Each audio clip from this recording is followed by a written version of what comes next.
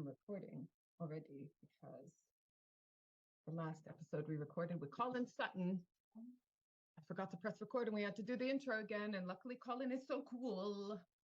So, my name is Dee. I am half of Switchblade Sisters Social Club, and I am actually in Dublin right now because I'm going to see Murder Most Irish live show. I'm so excited. And I am joined by my friend, Isla, friend of the show. We talk about her in almost every episode. Here she is. Here she comes to save the day. And look what you made that for her at the Crime Writing Festival in Harrogate weeks ago. It's the best thing ever. So we are basically in a glorified shed, which is our Airbnb. It's gorgeous. It's lovely. But the bathroom is separated from the bed by a shower curtain.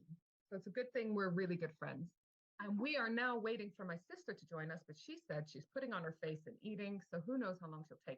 But this episode, we really wanted to talk to you about CrimeCon because both Isla and my sister wanted to come with me, and neither of them did. So I had to go solo, which is fine because I met all my CrimeCon buddies, and it was amazing. But I wanted to tell both Isla and Rhonda what they missed, and at the same time, tell you guys what happened.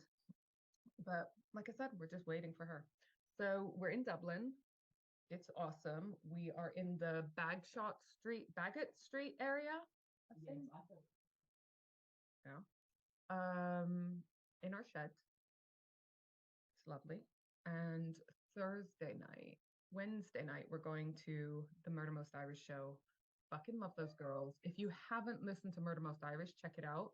If it's like the best for learning about Irish culture, history, the socioeconomic situation in Ireland over the years, right? Because it's really sensitive. Such good banter. I mean, they are fucking hilarious. Amazing. Imagine me and my sister if we were Irish. And funny. So, yeah, Isla is opening up the crime and murder mystery bookshop in York. Criminally Good Books York. Find her on Instagram. Keep up to date. It's going to be amazing. It's going to be a bit of an event space as well. So we can have Signing, events, criminology podcast recordings, shoots. It's going to be amazing. It's going to be amazing. Just need to get a shop. Just need to find a fucking place to do it. And just make sure my credit check is. Go put this on your hip. Have you done that? Isla has hip problems. Apparently, we are the age that we have hip problems. So go put it. Okay, so do it off camera. No one wants to see your asshole. Where is my sister? I'm really sorry. Also, I've traveled without my mic because I'm thoroughly unprepared for life and adulting in general.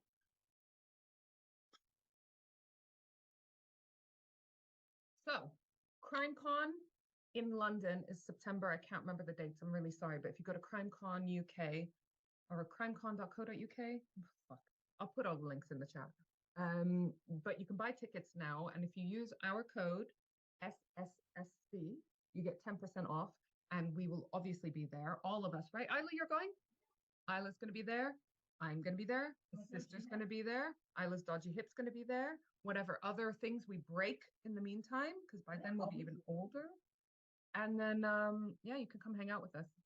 CrimeCon London last time was so much fun. Like, you actually get to interact with everyone, meet all your favorite podcasters, authors, former detectives, get to cuddle Colin Sutton. Who doesn't want to cuddle Colin Sutton? And I mean, there will be a queue for it, but you get to do it. And then there's a smaller CrimeCon Glasgow. I was not peeing, by the way. She's just doing something. Yeah. So CrimeCon Glasgow is a bit smaller in that it's one day, one stream of talks, because London last time, for example, was 2 days, 4 rooms of talks going on at a time, which was a lot. Like, there was never something that I didn't want to go and listen to, and quite a lot of times I had to pick between several. But Glasgow's a little bit less intense in that it's just one talk at a time, so there's no choosing what you want to go see or whatever. It's just a lot more relaxed. It's a bit smaller in terms of number of people, so you definitely get to interact more with everyone, basically, the attendees and the podcasters and the authors, they do book signings, but everyone's at the bar anyways, so you can just hang out with people. It was absolutely amazing. Um, yeah, so do come to London. We're so cute. Yeah, that's okay. Lovely that.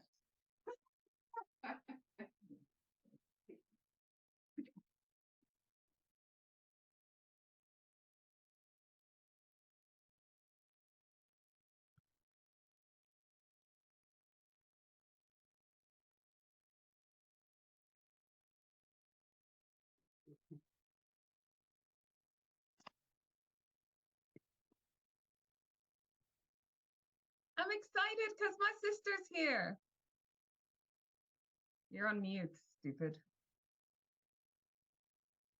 Where's Isla? Isla, come Oh, here. do you know what? It looks nice where you are. Hi, Isla. I miss you so much. Look at Sarah, you little passive aggressive one. I'm sorry, I had to eat my breakfast with fries. Your breakfast with fries. Otherwise, I have it as soon as I get to the gym. I now just eat first, then work, and then never get to the gym. I was going to say, and at what point do you do a workout? Usually I try to do the last half hour before pickup, but it really depends on whether I finish my work, and I'm still catching up so much on the summer holidays. Right. Well, we're recording, and that's not very interesting to anyone. Oh shit. Okay. Why didn't you warn me? Isla, you look so cute. Dee, you look so cute. And your room looks cute. Why didn't they invest in a toilet in such a nice looking room? I don't know. We already did a little intro. I introduced Isla, introduced the shower curtain door to the toilet. Okay. So we've done all that. But basically, yeah, Isla's got a dodgy hip. But just really wanted to tell you both about CrimeCon. Well, good. Rub salt in the wound. British Murders were there. Mm-hmm. Stuart from British Yeah, Murders. yeah. I heard his podcast episode on Monday morning with Stephen Keogh. Very interesting. Yeah, lovely guy. New podcast called Shiny Bob, which I'm really excited about listening to. Mm-hmm. Twisted Britain were obviously there. Fucking love those guys. Yeah. And they were so sweet to me because I was there on my own, and between them and Colin Sutton and Sam Lazy Mule Art, who was also there solo, they really looked after me, made sure I wasn't like lonely. But I kept on talking about how much I missed my Isla and I missed my sister. I know. Do you know what? I actually felt like I was there just because of getting all the pictures and the videos. Yeah. We had Murder She Spoke there, Scottish Murders. They had I like that a lot. Yeah, Kirsty Maxwell charity as well were present, and they did some fundraising and everything. So Nancy Bond, organizer of CrimeCon UK, smashed it out of the park again. I will say we had a really awkward conversation. I've changed my tact on something, Rhonda. Wait. Who have you had an awkward conversation with? Well, this will make you laugh, right? Okay. I've saved this for you. Nervous? No, it's all good. Okay. But do you remember when we had that shitty comment at 3 a.m.? Yeah, oh God, Dee, yeah. And you know what? We've kept it anonymous. We've not said who left that comment. No, we didn't. Even though they left it very publicly on ours. So they were clearly didn't have a problem with people knowing that they'd left us this comment. Yeah. So I've decided, you know what? Fuck it. If they wanted to make it public, I'm okay with it too. Because I found out some stuff. So basically, it's the guy, I think his name is Paul, yes, from True Crime Enthusiast. Yeah. And we were really sad. Are we allowed to say this? Look, we're not saying anything he didn't put publicly. He, sadly, we were upset about it. We were sad because we liked him, respected him. He left us a comment basically saying he hadn't heard our podcast, I don't think, but about our branding. We have our creepy carnival theme, and he said that it mocked the victims and that we were attention seeking. And we were like, yeah, of course we're fucking attention seeking on social media. We're looking for attention on social media, as is everyone else on there. We call it trying to get listeners, right? Like, and you were particularly upset because you felt, and I agree, that he'd left those comments in a way that he wouldn't have if we weren't girls. Yes, but the other thing is we are open to productive discussions, you know? 100%. He could have sent us a private message. Yeah. He could have said it publicly, but more sensitively, Thank a bunch you. of different stuff. But So yeah, no, I just want to clarify because we did protect his identity because we are not into public slating. A, B, the exception that I took to it, and I was fuming at first, which is why I sent him a letter or an email to have a proper discussion with us, is because that is not the way you handle anything. Like especially in this tight knit podcaster world, speak to us properly. If you don't like our branding, you're petty. Who cares? I don't like other people's ignore it. branding. But anyways, if you do have a big No. obsession, like But secondly, we handle all cases so sensitively, and we are known for that. So that bothered me a lot. And just the way at 3 a.m. an erratic misspelled message, do it properly, do it decently, and we'll have a discussion. But yeah, anyway, well. Let me Okay, tell you what I tell me. found out. Okay. So Friday night, so the CrimeCon was on Saturday. Friday night, I got to the hotel. I got there the day before, and obviously there was a bunch of people there already. The diehards. And one of them, I won't name her, but I'm sure she wouldn't mind, but I won't. She was wearing a true crime enthusiast t-shirt. And she was like, yeah, this is my silent protest because he wasn't invited this year. And I was like, what do you mean? He was banned? He wasn't allowed to buy a ticket? And she was like, no, he wasn't invited to come for free. So I'm not entirely sure why he should be entitled to come for free when everyone else has pretty much had to buy tickets. Mm-hmm. But anyways, I was like, oh, well, I'm not a huge fan of him anyways, because he'd left this comment on us on our social media. And Can I just also add, he never responded to my invitation to have a Zoom call with him to discuss his concerns. He never responded. Yeah, of course not. But before I even said any more, do you know what this woman said? Oh, do I want to know? Let me guess. Was it like middle of the night, like 3 a.m., blah, blah, blah. So apparently he quite commonly goes on tirades and leaves comments on people's social media like he did to us. And I was like, that's not cool. That's not cool. Maybe that's why he's not being invited to come along to things. Yeah, I just don't get it because everyone first of all, I don't understand that type of behavior. That is not how you deal with any sort of issue. Like if you don't like somebody's branding, that didn't affect me, by the way. I don't care. What did bother me was suggesting that we were being insensitive to the victims because of our branding, which I don't understand the link. But I don't understand that in such a tight-knit community, people aren't going to talk. It's going to look bad on you, which is why I deleted this comment also, which is what I mentioned in my email to him, that I deleted it to protect him too. Yeah, because we know our fans, bless them, would have jumped on him. And maybe we should have let them, to be honest. In hindsight, I'm like, do you know what? If that's what he does, but then I wouldn't have wanted him attacking them either, So it's a positively known, it's a commonly known thing that he does that? Yeah. So it's like he's known for it and people still want him to come to this convention. I was really confused. I just thought that was at 3 a.m. Go to fucking sleep. I just thought that was like interesting that it's not just us. He's known for it.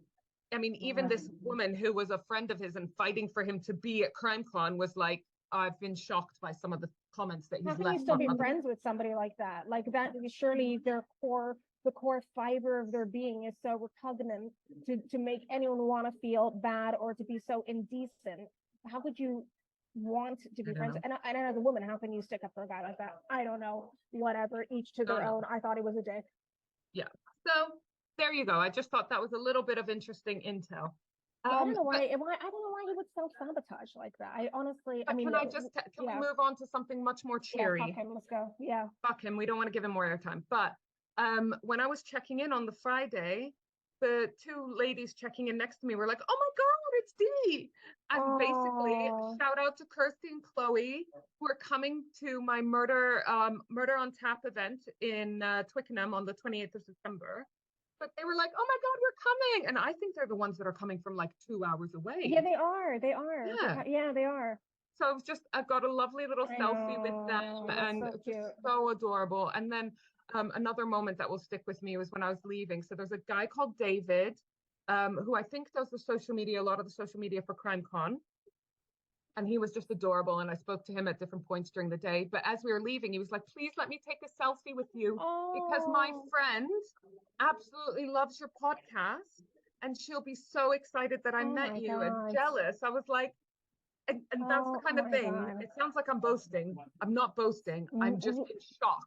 It's shock, exactly, shock. I'm in shock every time we get a review from somebody we don't know. So I'm like, shit, somebody that's not a friend is listening. Someone that's I So I'm really sorry. I didn't get David's friend's name, but we love you too. I did tell David, tell her to slide into our DMs Oh my and say God. hi. So keep an eye Yeah. out for that, Rhonda. But yeah, so let me go on to the talks, right? Okay. Obviously we had amazing welcome from Nancy. And then there was one case. I don't know where the book is, but basically there's the case of Julie Hogg, who was murdered, and her mom spoke about it. So that was Oh, I really saw fun. that. Yeah. Oh, No, and God. I mean, I'm not going to go into the case too much because, to be honest, it's early in the morning and it's really, really tough one, and I might cover it. It was fucking tough. No, But don't the tell me mom, more. Anne No. Ming, wrote a book. I bought the book. I'll take a picture so we can put it on our socials. The mom was amazing, amazing woman. So that was really tough. Then we had talks on cyber stalking. Was Really that Charlotte? interesting. That was Charlotte Hooper, love you, Charlotte, and Rianne Robertson from Action Against Stalking. Charlotte Hooper from Cyber Helpline. So absolutely amazing, defining exactly what cyber stalking is. It's one of those weird things, isn't it? You know, obviously being in the dating world again as well, it's so tricky because something that the same act can be entirely perceived differently if it's from someone that you fancy, you want attention from, versus someone you don't, right? Like if you fancy someone, if you're interested in them and they're texting you all day, you're fucking ecstatic about it. If it's someone you don't like and you've told them I'm not interested and they're texting you even half as much, you're like, well, I guess it's like the consent thing, isn't it? yeah, It's whether consent. you're allowing it, well, not allowing it, whether you're, I guess, oh, I don't know the right words. It's a tough one. It was a tough If you one, tell but someone not to do it and they're still doing it, it's harassment, basically. but can I tell you something that I found really interesting? One of the Yep. key takeaways, they recommend on cyber stalking not blocking someone. Okay. I know, shocking. Interesting. They explained it and I was like, right, okay, it makes sense. And this is cyber stalking alone, right? I don't know how it Interesting, would. because a friend was telling me that they're having a cyber stalking incident and I recommended they speak to Charlotte. Okay, so tell me. Yeah, good that you recommended them to speak to Charlotte. But the reason is because if you block them and you close down that avenue, first of all, the onus isn't on you to stop the behavior. It's on them to fucking stop. And granted, that's not always going to happen. But if you shut down that avenue, they're going to escalate, find another way. Okay, that's scary. And that's a really interesting point, and it's very scary. Yeah. Yeah. Because I know if I had anything like that, I would be like, block, block, block. Yeah. Yeah. That would be my first instinct. Yeah, that's what we would think to do. Yeah. Yeah.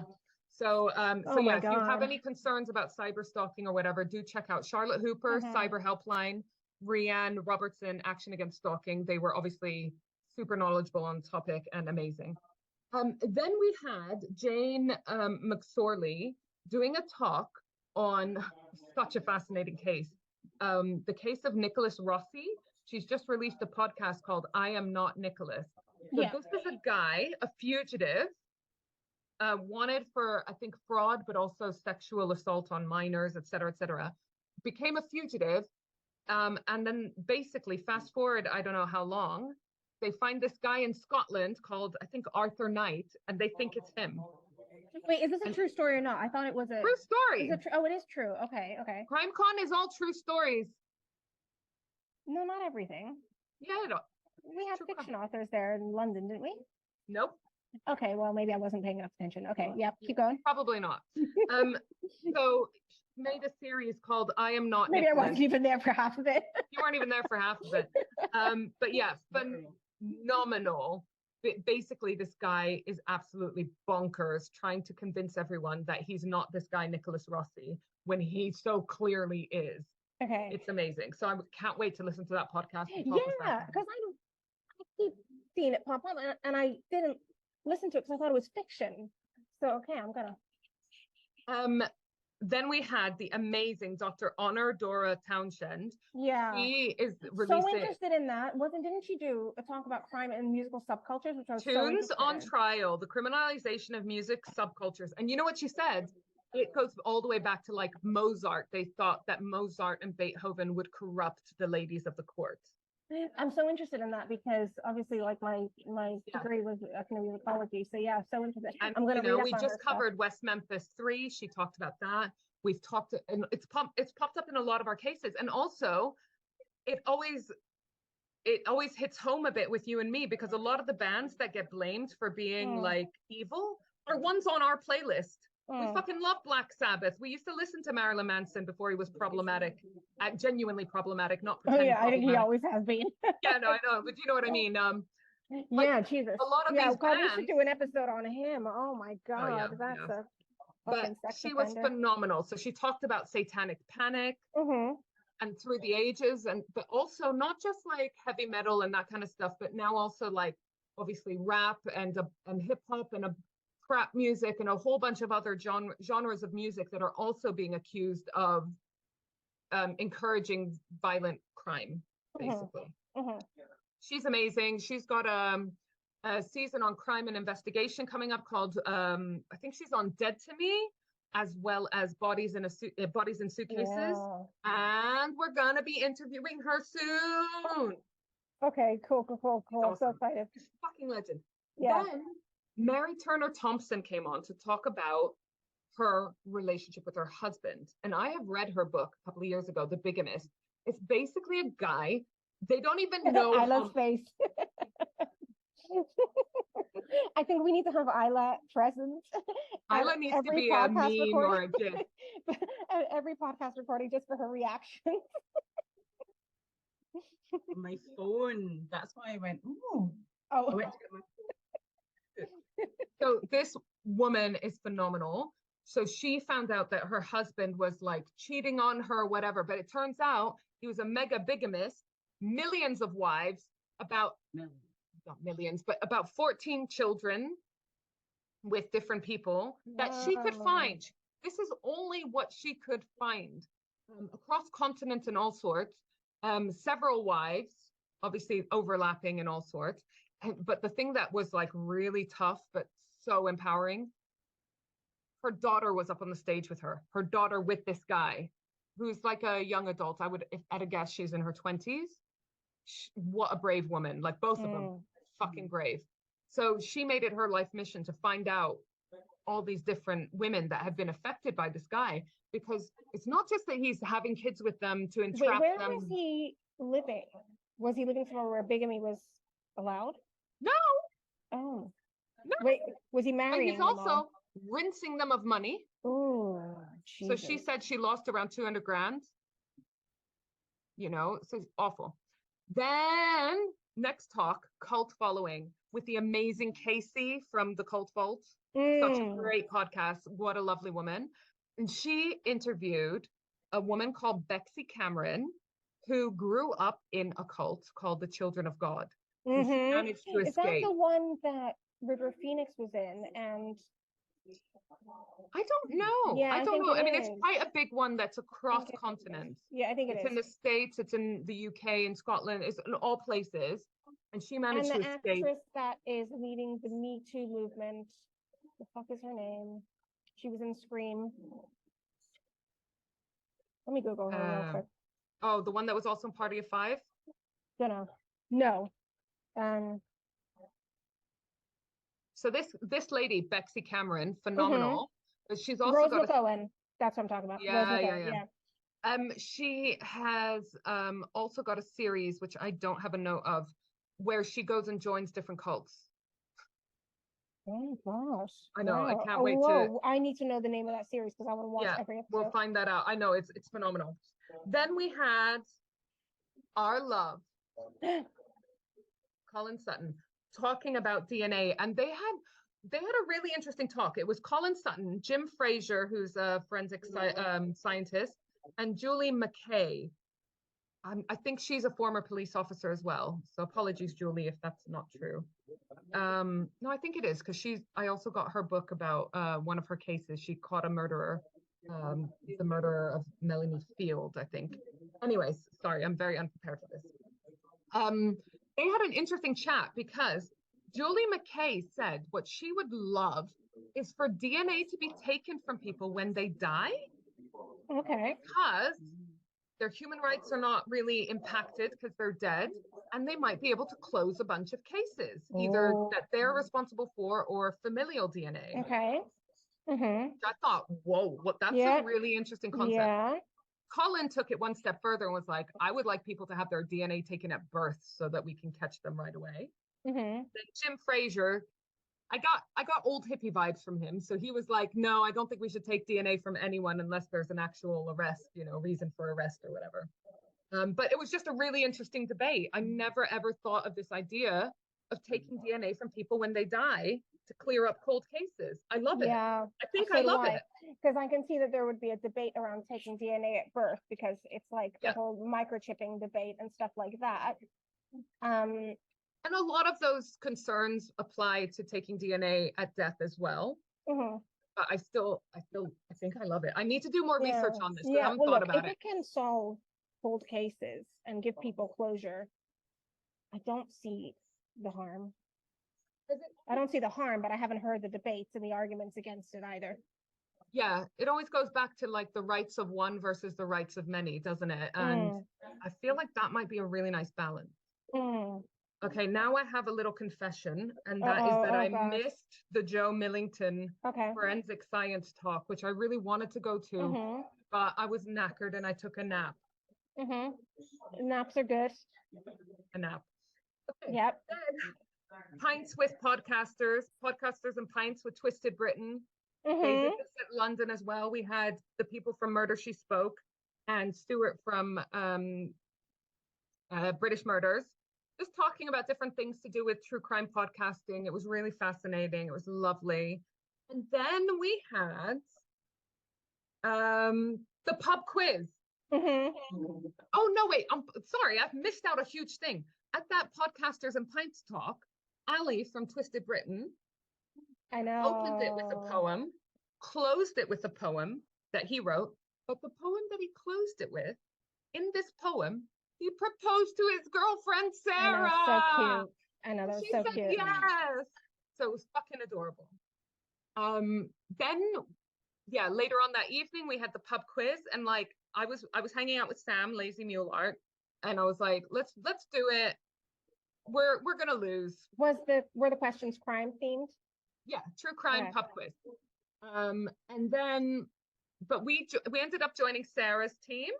So we were called the wedding party because Sarah. Okay, cool. Yeah, Ali's girlfriend. We had a couple other people there on our team, and basically we fucking won. We beat Colin Sutton. Colin Sutton's team was the second in line, and we fucking he was making. We went outside afterwards, and he was making excuses about why they won, blah blah blah, why we won versus him. But it was amazing because they clearly just wanted to get rid of a bunch of the merch at the end of the day, not carry it home. So they were like, come over to the prize table and pick whatever you want. T-shirts, books, all sorts. So lucky I brought my projector. One of our teammates was actually getting married in a couple of weeks, and there was a projector. And she was like, I would really love to have this for the wedding. I'll give it to anyone afterwards, but can I have this for the wedding? And we were like, this is our team gift for you, team wedding gift for you. So she got a projector. I got about, like, no joke, about 10 books by the different authors and speakers that had been hanging around all day. We each got a t-shirt, we each got bookmarks, we got fucking tote bags, all sorts. Oh my God, that was a profitable pub quiz. I know. So considering I was convinced we were going to lose and just hang out really and for the laughs. Yeah. And I want you here all the time. Yeah, so then we all had drinks at the bar and got pretty wasted. What'd you drink? Then I think I was on ciders. They had really nice Okay. fruity cider. I think I moved over to rum and coke at one point. All of it was a Oh, bad oh, idea. yeah. And then yeah, so then Sunday, I went to my friend MC's house because it was her birthday and she lives in Glasgow. And then Monday I flew to Dublin to meet that one. So tell us about Dublin and tell us about your room first. Oh, we literally arrived yesterday afternoon. What did we do? We just went straight to a bar. And can you explain the toilet situation? I need to hear more about this. Okay, show us. Uh, So it basically looks like, you know, on the airplanes where the flight attendants sit when they want some privacy. Wow. Okay. And why did they not invest in a door for this? no, In and such I a didn't beautiful. even notice it. And a couple of weeks ago, Isla was like, "Did you know there's a shower curtain door?" And I was like, "It'll be I don't fine." understand how the accommodation is so nice, but then there's a shower curtain instead of a Well, door. do you know what? It's because the ceiling's really high, but I don't know. They could have worked. They could have done something. They could have done a Fucking thing. screen. I mean, a screen would be better than a shower curtain, huh? So it's basically like when we go to Paris, when we're in the flat in Paris, and we're like, you have to go to the balcony. Yes. What is that your arrangement? That's our arrangement. Yeah. So far, neither of us have had a poop though. So. Oh yeah, she did. Yeah, she did. All right, so that's it. We're gonna go off Where now. were you? We gotta go because we need But to I go said, and where do were you Dublin when that stuff. happened? Huh? I said, where were you when that happened? That you weren't aware it was happening. I went outside into the garden. Oh, The okay. garden's really nice. Okay, cool. Can't wait to hear stories. How long are you there for? We're here until Thursday. So Wednesday is the Murder Most Irish show. And then and I'll definitely give you some updates on that because it will be What are you doing amazing. for the next few days? Just hanging out in Dublin, innit? Okay, cool. Take lots of All right. pictures. Remember, You will. Isla, you got 5 reels in the bank. Well, love you. Love our Patreon people. Mwah. And hello to Mark. New Patreon Mark. Love Welcome you. to the fold. Yeah. Mark and his new lungs. Mwah. He had a double lung transplant. Wow. Yeah. Lovely guy. Love you guys. Bye. Bye, bye, love you. Bye, bye.